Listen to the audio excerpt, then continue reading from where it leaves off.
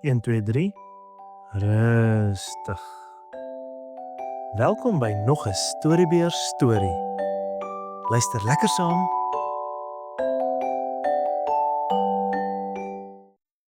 Die stil nag. Die nag het stiller en rustiger as ooit gevoel.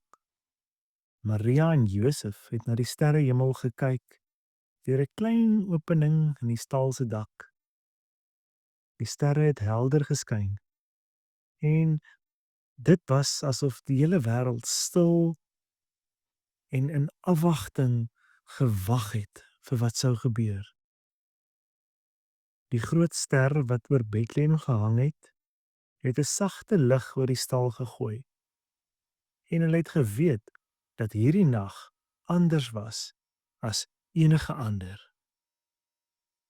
Maria het gevoel hoe die baba beweeg en sy het haar hart voorberei om hierdie kosbare kind te verwelkom. Sy het geweet dat hierdie nag vir altyd in haar geheue ingeprent sou bly.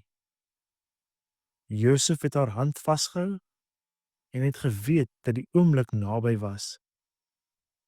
Hy het gebid dat God hulle sou lei en beskerm. In die stilte van die nag het hulle besef dat hulle in die teenwoordigheid van iets heilig was.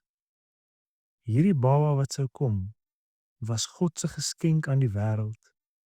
En al het hulle nog nie al die besonderhede verstaan nie, het hulle geweet dat hulle 'n groot eer gehad het om deel hiervan te wees. Fluit, fluit, my storie is uit. Môre gesels ons oor die geboorte van Jesus.